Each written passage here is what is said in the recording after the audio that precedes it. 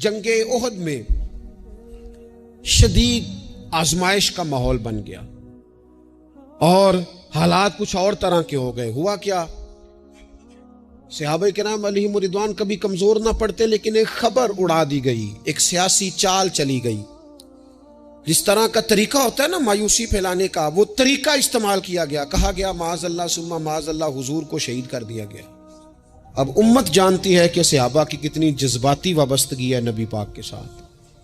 کل کائنات امت کے پاس اگر ہے تو وہ رسول پاک کی ذات ہے، اور اگر حضور کو شہید کر دیا گیا ہے، سرور کائنات کا وصال ہو گیا ہے، تو پھر پیچھے کیا بچا؟ طبیعتیں پریشان ہو گئیں، رو رو کے نڈھال ہو گئے. حضرت انس بن مالک رضی اللہ تعالیٰ عنہ کا جو نام ہے نا انس، یہ ان کے چچا کے نام پر رکھا گیا تھا. ان کے چچا کا نام تھا حضرت انس بن نضر رضی اللہ تعالیٰ عنہ. وہ نہ نکلے میدان احد میں جب پوری طرح لوگ پریشان تھے، نڈھال تھے، تکلیف میں تھے، کمزور پڑے ہوئے. وہ میدان میں نکلے، کہا یہاں کیوں بیٹھے ہو؟ تو ایک صحابی نے بڑے درد سے کہا آپ کو پتہ ہے حضور کا وصال ہو گیا ہے، خبر ہے کہ حضور کو شہید کر دیا گیا. تو حضرت انس بن نضر نے نا پتہ کس طرح کی بات کی، فرمانے لگے یار اگر حضور شہید ہو گئے ہیں، ہم نے جی کے کیا کرنا ہے؟ بیٹھے کیوں ہو؟ اٹھو نا، تلواریں پکڑو. جس رستے میں حضور نے شہادت دی ہے، ہم بھی اسی رستے میں شہید نہ ہو جائیں. اٹھو، نکلو.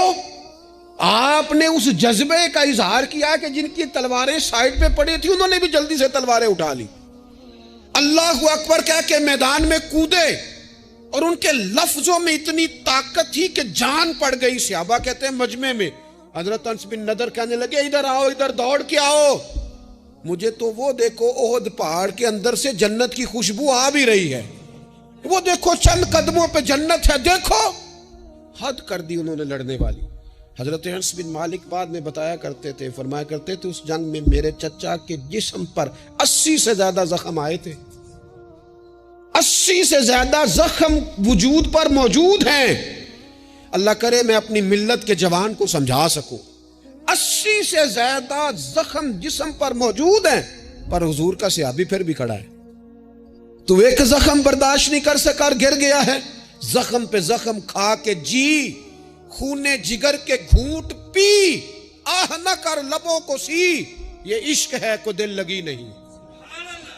تو ترا چل نا اس سارے سفر میں، تو تھوڑا سا نا بیڑیوں سمیت سفر طے کرنے کا مزاج بنا نا. ذرا تپتے ہوئے صحرا پر تیرے پاؤں جلیں تو پھر تجھے پتا چلے گا کہ سفر کس طرح ہوتا ہے. یہ نا امیدی کا مزاج نہیں، یہ اس طرح کی طبیعت نہیں جو ہماری تمام سیاسی جماعتوں نے ملک کے اندر افراتفری پھیلا دی ہے اور پریشانی کر دی ہے. ہمیں ہمت کے ساتھ، ہمیں جذبے کے ساتھ، ہمیں شوق کے ساتھ ایک دوسرے کو بحال کرنا ہے. نبی پاک علیہ السلام نے فرمایا شوربہ زیادہ پکا لیا کرو، پڑوسی کو بھی شامل کر لیا کرو.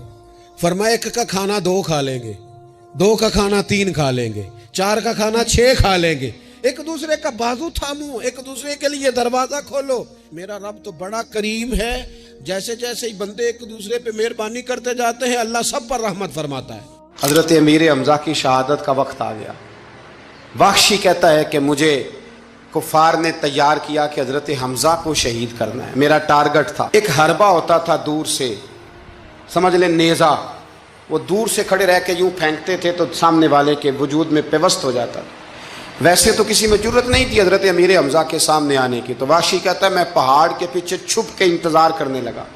حضرت امیر حمزہ رضی اللہ تعالیٰ عنہ کہیں مجھے نظر آئیں تو میں ان پر وار کروں. کہتے ہیں کہ میں چھپ کے انتظار کر رہا تھا.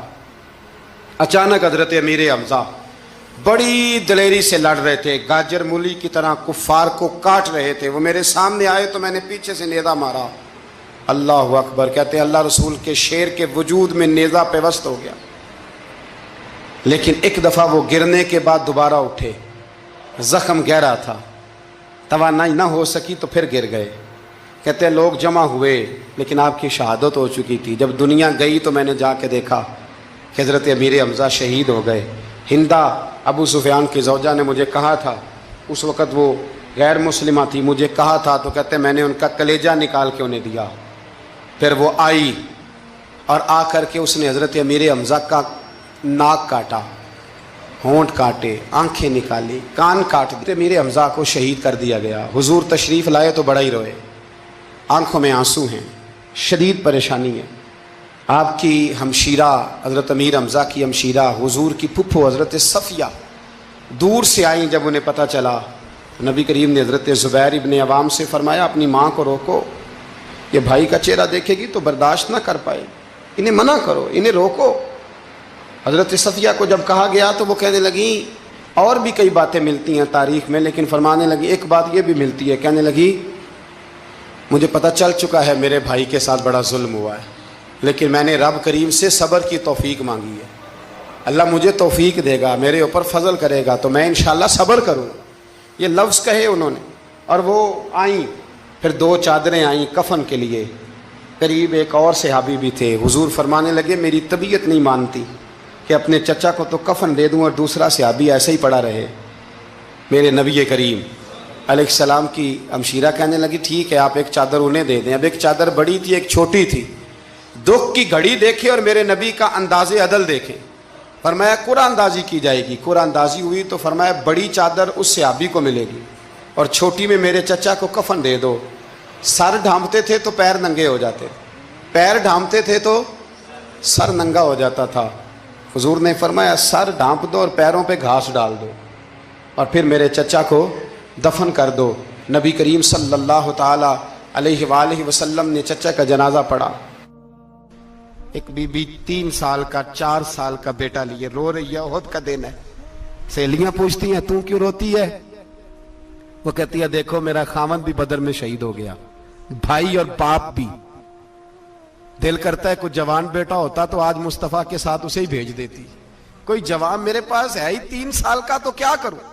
3-4 साल का बच्चा क्या करेगा? पता नहीं क्या दलील आई, अचानक उठी, बेटे को सीने से लगाया, कपड़ा डाला, मस्जिद नबवी पहुंच गई। हजरत बिलाल कहते हैं मुझे मिली, कहने लगी बिलाल मुझे पता है हुजूर तैयारी करा रहे हैं जंग की, पर 2 मिनट अगर मेरी मुलाकात हो जाए। बिलाल हबशी कहने लगे हुजूर हम एक बीबी जिद कर रही है। हुजूर बाहर आए, कहने लगी हुजूर मैं फलां की बेटी, फलां की बहन, फलां की बेवा हूं, मैंने बदर में 3 शहीद दिए हैं, अब मेरे पास ये 3 साल का लाल ही बचा है, बड़ा फख्र है मेरा। लोग मुझे शहीद की बेवा, शहीद की बेटी, शहीद की बहन करते। दिल करता है शहीद की अम्मा भी कहीं जाऊं तो मेरा बेटा ले ले। सैयदना बिलाल कहते हैं हुजूर मुस्कुराए, कहने लगे ये 3 साल का नौने हाल क्या करेगा?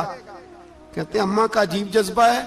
कहने लगी महबूबा सुना है असला भी थोड़ा ही है, ढालें ज्यादा कोई नहीं, मेरा बेटा साथ रख लें, जब आपकी तरफ कोई तीर आया ना तो मेरा बेटा ढाल के तो इसको ढाल बना के आगे कर देना।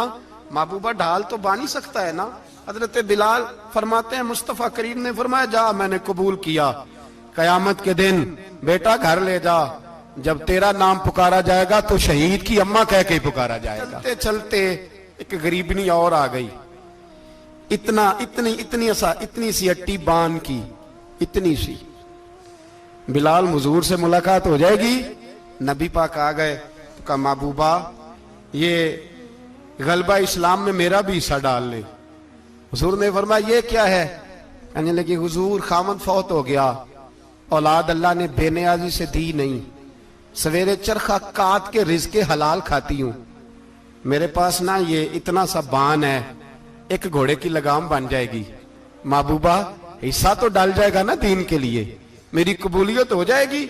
मेरे हबीब ने हाथ उठाए और दुआ मांगी, कहे अल्लाह जितना तू मैदान के मुजाहिदों को अजर अता फरमाए उतना इस गरीबनी को भी अता फरमाना। सहाबा फरमाते गज़वा उहद के मौके पर हमने नबी पाक अलैहिस्सलाम के रुखे ज़ेबा पर खून बहता हुआ देखा। कुफार ने संग बारी की, तकलीफ दी हुजूर को, मुकद्दस रुखसारों पर खून बहा। हमने अर्ज की या रसूलल्लाह दुआ करे ना ये बर्बाद हो जाए। तो नबी पाक अलैहिस्सलाम ने फरमाया मुझे लान तान करने वाला नहीं बना के भेजा गया, मुझे रहमत बना के भेजा गया। और नबी करीम ने दुआ फरमाई अल्लाह इन्हें हिदायत अता फरमा। इस मौके पर जब हुजूर को जाती तौर पर तकलीफ दी गई है, मुकद्दस चेहरा नूर पर खून बह रहा है और सहाबा के कलेजे फट रहे हैं और उहद के मैदान में हुजूर का वो रंगीन चेहरा खून से भरा हुआ देखकर तबीयतें मचल रही, तड़प के अर्ज की हुजूर करें दुआ ये तबाह हो जाए। फरमाया ना भाई, वो लान तान करने वाला नहीं, मुझे तो रहमत बना के भेजा गया। लेकिन मेरे अजीजों, गज़वा खंदक के मौके पर जब दुश्मनों से दिफा करते वक्त नमाज़े असर मुसलमानों की कज़ा हुई तो हुजूर ने हाथ उठा के अर्ज किया, कहा ऐ अल्लाह, इनके पेट आग से भर दे जिन्होंने हमारी नमाज़े असर लेट की, हमारी नमाज लेट कर दी, सलाते वुस्ता लेट कर दी। हमें तेरे हुजूर झुकना था, हमें वो नमाज पढ़नी थी जो बड़ी कीमती है, नमाज़े असर इन्होंने हमारी नमाज लेट कर दी, इनके पेट आग से भर दे। हुजूर का सारा चेहरा लहू से भरा है, पर जात के लिए दुआ नहीं की कि ये तबाह हो जाए, पर एक नमाज लेट हो गई। सहाबा की असर कज़ा हुई तो करीम ने हाथ उठा के कहा, या अल्लाह भर इनके पेट आग से। ओ संगियो, आओ यारो, अपना इखलाक तो देखें। मेरी भी फजर कज़ा है, मेरे पुत्र की भी कज़ा है, मेरी जवान बेटी भी जम के सो रही, कभी माथे पर शिकन तक नहीं आई, लेकिन मेरी रोटी लेट हो जाती है तो मैं सारा घर सर पे उठा लेता हूं, जमीन आसमान एक कर देता हूं। मेरे बच्चे, आपके बच्चे हमारी निगाहों के सामने वो पूरी तरह बुरी सोसाइटी का शिकार हो जाए और वो जाने किस किस गुनाह में लग जाए, माज़अल्लाह शिकन तक नहीं आती, लेकिन मेरे कपड़े वक्त पर इस्त्री नहीं हुए, मुझे टाइम पर फुला चीज नहीं दी गई, आसमान सर पे उठा लिया जाता है। हुजूर ने तो हमें ये इखलाक सिखाया है कि लहू से तेरा वजूद भी जात के लिए भर दिया जाए, तो जुबान से लान तान न करना, ये तेरे नबी का तरीका है। उम्मे रबिया एक खातून थी, बड़ी नेक औरत थी, बगदाद में रहती थी। अल्लाह तबारक व तआला ने बड़ी दौलत अता फरमाई। इनकी शादी भी एक दौलतमंद से हुई, एक दौलतमंद से शादी हुई। फरमाती है कि मैं छत पे बैठी थी अपने शौहर के साथ, वो दौलतमंद तो बड़ा था पर मुतकब्बिर भी बड़ा था। दरवाजे पे फकीर मांगने आया तो मेरा खामन बालकनी से झांक के कहने लगा, इसे कुछ ना देना, इस दुकानदार है, ये दुनियादार बने हुए हैं, जानबूझ के मांगते हैं। तो मैंने कहा मैं तेरी दौलत से नहीं दूंगी, मेरे मेके से जो कुछ आया उसमें से देने की इजाजत देना।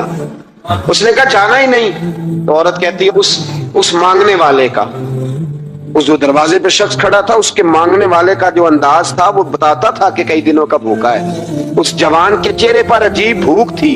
कहती मैं शौहर से नजर बचा के आई और मैंने चंद दिनार उसकी हथेली पे रखे। जब रख के मैंने दरवाजा बंद किया तो सामने मेरा शौहर कहने लगा, मेरी बगैर इजाजत के देती है, जा तुझे 3 तलाके। कहती मैं इज्जतमंद बाप की बेटी तलाक लेके घर आ गई। जुर्म मेरा ये है कि मैंने अल्लाह के रास्ते में खैरात की है। कहती है मेरा वालिद परेशान कि गलती जिसकी मर्जी हो, कसूर तो बेटियों का ही होता है ना। लड़के पाक के पाक रह जाते हैं, मंगनी भी टूट जाए तो बच्ची की जो हालत होती है वो कोई बता सकता है। तो कहती है मैं शदीद परेशान, मेरे वालिद और वालदा भी परेशान, रिश्ता कहां से आएगा। 1-2 साल हम शदीद करब में रहे, रिश्ता आया तो बड़े अमीर आदमी का। मैं तलाक याफ्ता थी पर बंदे कवारे का रिश्ता आया।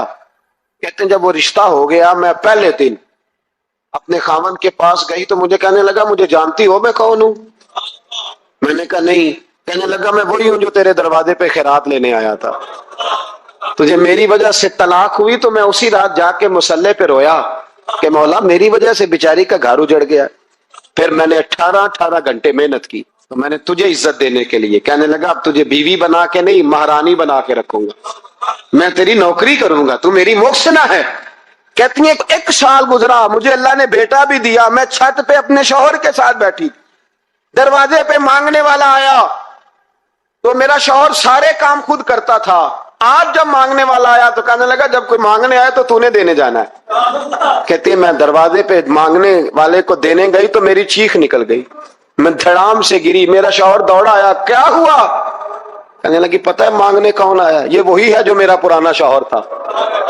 बेपरवाही वेख सज्जन दी ਜਿੱਥੇ ਕਿਸੇ ਦੀ ਪੇਸ਼ ਨਾ ਜਾਵੇ ਉਹਨੇ ਤਾਜਾਂ ਵਾਲੇ ਦਰ ਦਰ ਰੋਲੇ, ਤਾਜਾਂ ਵਾਲੇ ਤਖਤੋ ਤਾਜ ਵਾਲੇ, ਤਾਜਾਂ ਵਾਲੇ ਦਰ ਦਰ ਰੋਲੇ ਤੇ ਮੰਗਤਿਆਂ ਤਖਤ ਬਿਠਾਵੇ। ਓਏ ਸਜਣਾ ਕਿਸੇ ਨੂੰ ਘਰ ਆ ਮਿਲਦਾ ਹੀ, कोई काबे खाली आवे। कहती है उम्मे रबिया कि वो शख्स मेरे दरवाजे पे, मैं रोने लगी। दौलत का तकब्बुर करते हैं लोग। गरीब दरवाजे पे खड़ा है तो कहते हैं तुम कमाते नहीं, मुझसे भीख मांगने आ जाते हो।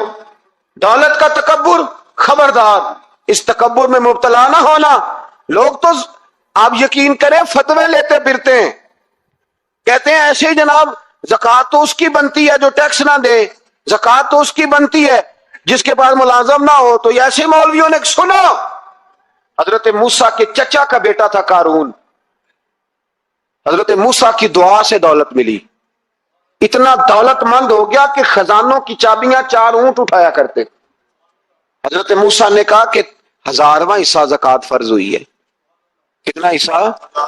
40वां नहीं, 1000वां हिस्सा ज़कात दे। कहने लगा देता हूं। घर जाके हिसाब किया तो परेशान हो गए, इतने पैसे देने पड़ेंगे। परेशान जब आते हैं तब नहीं परेशान होते, इतने आ गए मेरे पास, देने पड़े तो कहने लगा हो इतने पैसे। हजरत मूसा ने कहा दे, तो कहने लगा जनाबे मूसा वैसे महंगा नहीं बड़ा आपने रखा खर्चा। आप फरमाने लगे मेरा हुक्म नहीं, हुक्म मेरे 40वां नहीं था। कौन सा हिस्सा था?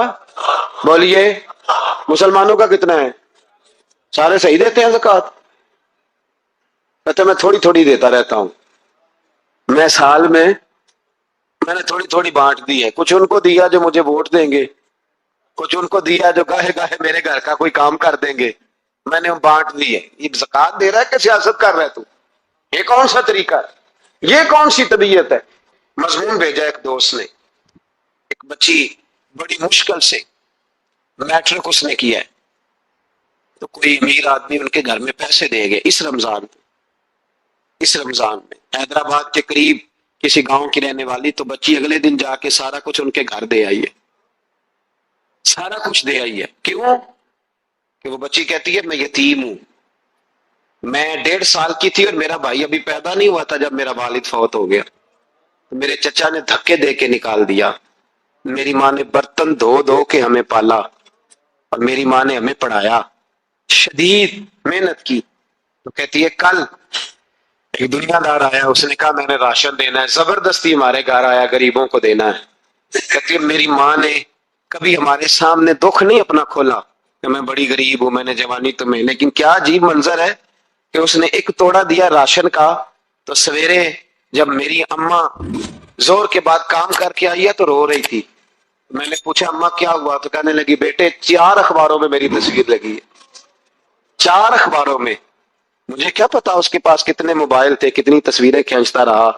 तो वहां रख के कहने लगी चचा हमने बड़ी रातें बगैर पंखे के गुजारी है, कई दिन बगैर रोटी खाए गुजारे, पर हमने अपना पर्दा नहीं खोला। तो एक आटे का थैला दे के हमारा पर्दा खोल गया।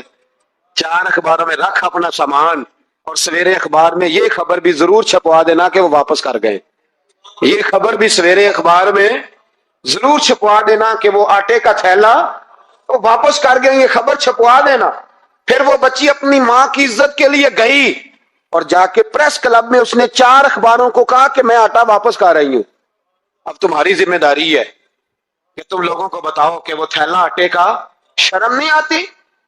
मैं इज्तिमाई शादियों की मुखालफत करता रहता हूं, दिल करता है तुम्हारा कि तुम्हारी बेटी और तुम्हारा दामाद बिठाया जाए स्टेज पे और कहा जाए खैरात में इसकी शादी हो रही है, अखबारों में तस्वीर आए। किसी गरीब की बच्ची की शादी करनी है तो बोर्ड लगवा दिया 30 इज्तिमाई शादियां। वो तमाशा है?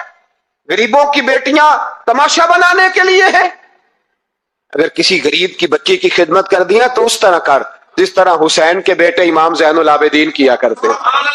इमाम ज़ैनुल आबिदीन, इमाम हुसैन के बेटे, जब दुनिया सो जाती तो सैयदा का पोता अपने कंधे पर अनाज की थैली रख के गरीबों के दरवाजों पर दस्तक देने पहुंच जाता। गरीब बाहर निकल के पूछते नाम क्या है? कहने लगे मेरा नाम ना पूछो, मेरी तो मेरा दादा ड्यूटी लगा गया, मेरी तो मेरा अब्बा ड्यूटी लगा गया, ये तुम्हें तुम्हारे हिस्से का राशन है, इसे कबूल कर लो। ये उन लोगों का तरीका था। ये क्या अंदाज हुआ 4 अखबारों में खबर, इज्जतें लोग उछालते फिर। उसको कहा कारून को ज़कात दे, कहने लगा कोई नहीं, बल्कि उसने इल्जाम लगाया। हजरत मूसा तकरीर कर रहे थे तो एक बंदा लेके आ गया, उसके पीछे एक औरत है। कहने लगा मूसा खुतबे बड़े देते हैं, पर एक बीबी कहती है कि हजरत मूसा ने तो मेरे साथ माज अल्लाह सुम्मा माज अल्लाह, नकले कुफर कुफर नबाशत, मूसा ने तो मेरे साथ ज्यादती की है।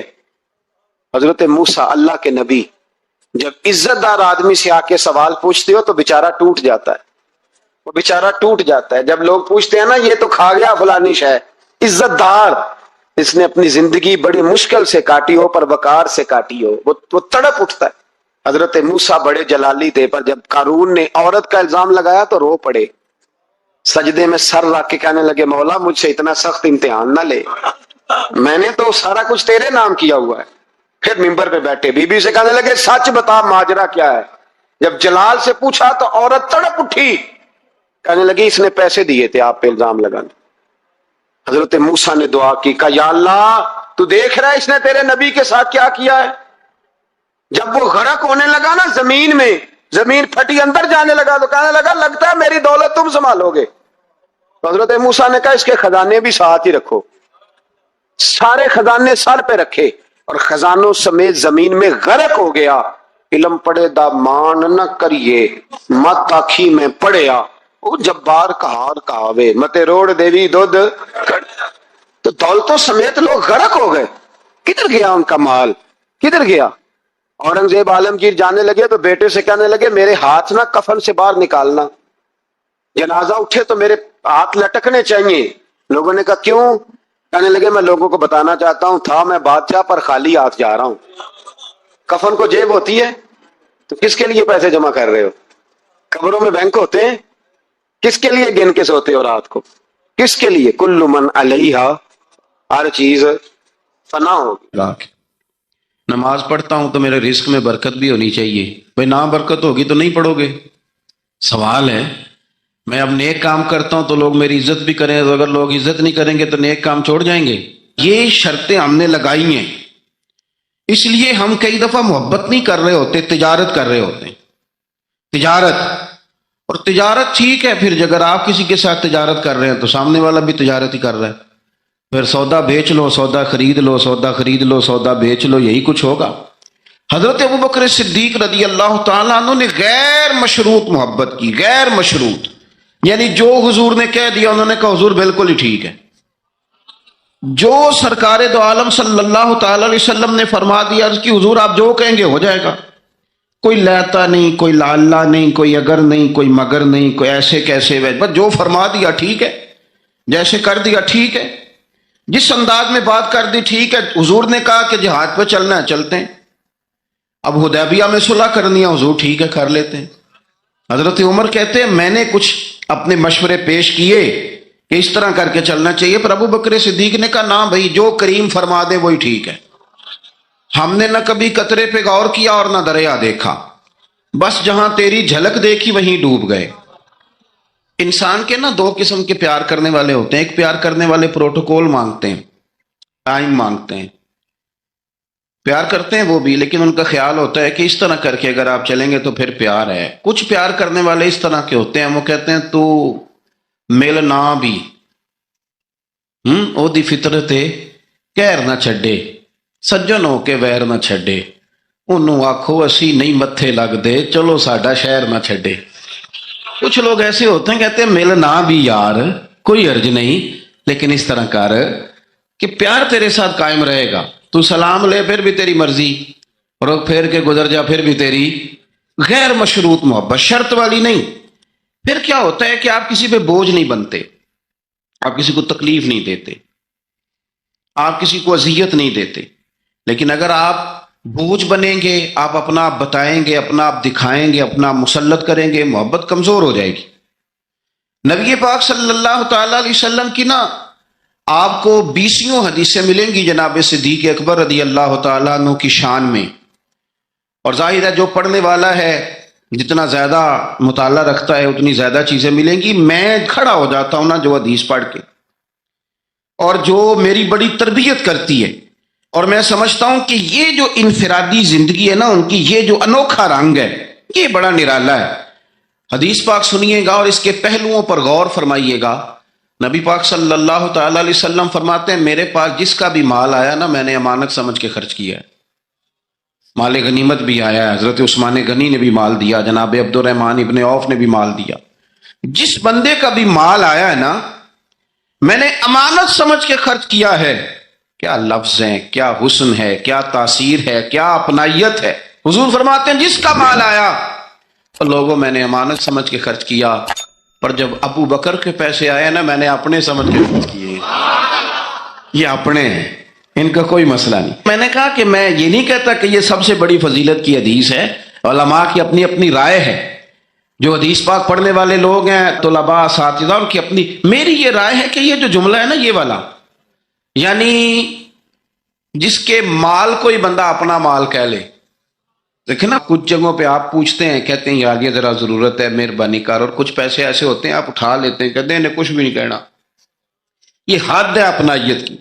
حضرت صدیق اکبر کے بارے میں میرے کریم نے فرمایا کہ میں نے جب اس کے پیسے آئے ہیں نا تو مجھے یوں لگا یہ اس کے نہیں یہ میرے ہیں.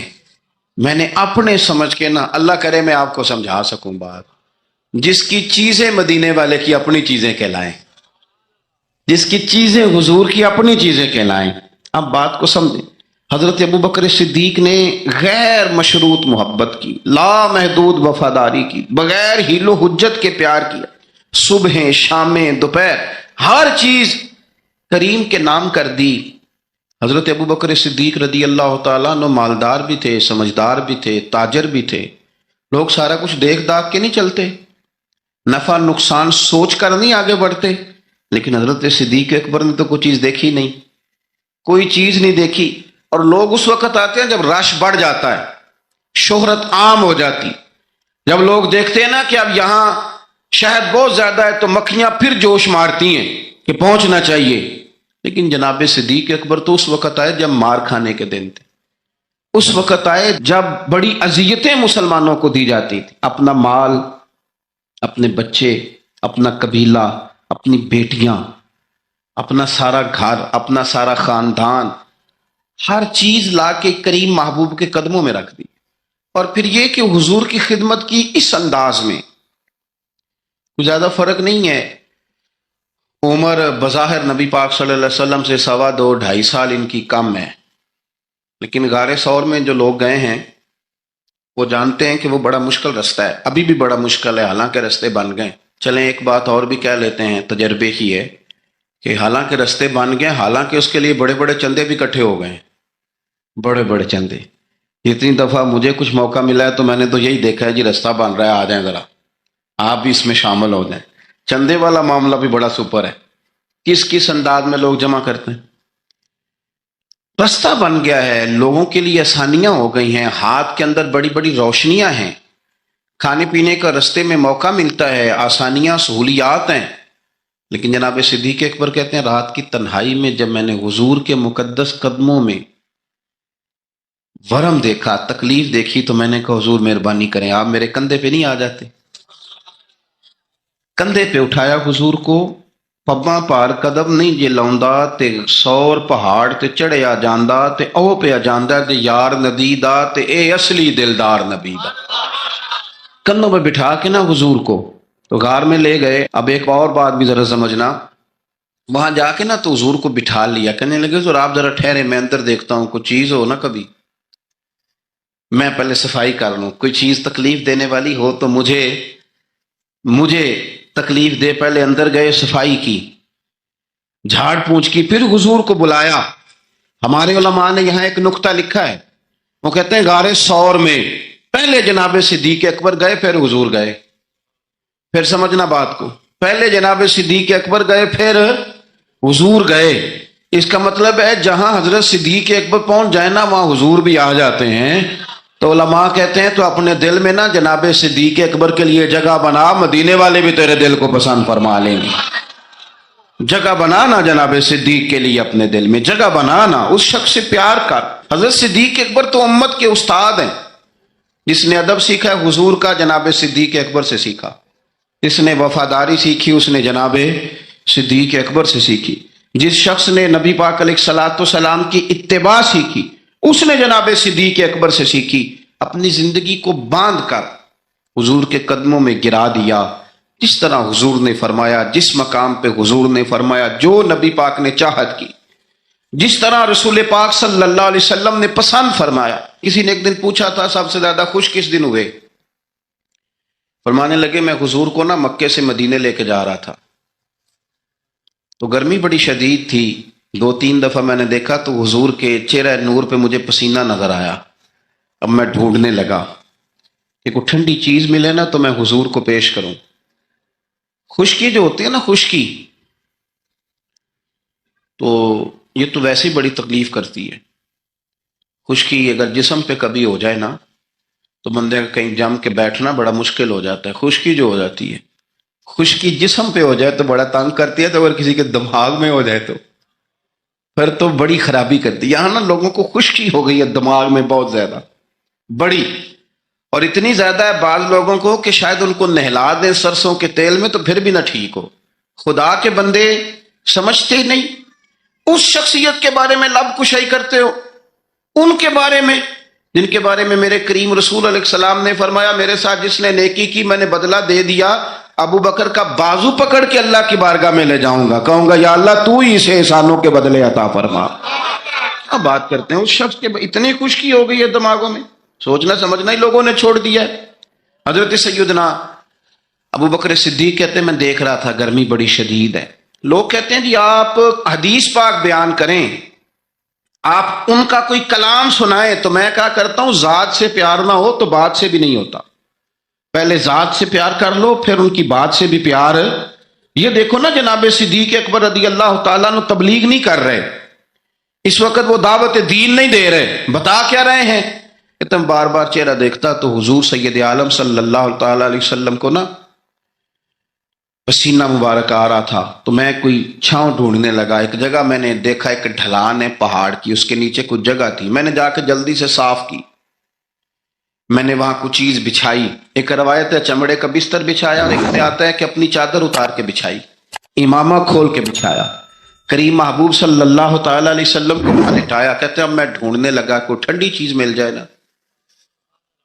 آپ میری بات کو سمجھیں، جس طرح کوئی لاڑ نہیں لڑاتا کسی کے، جس طرح اماں بڑا پیار کرتی ہے تو وہ خیال نہیں کرتی اس کی دھوپ کا، چھاؤں کا، کپڑے کا، آنے کا، بیٹھنے کا۔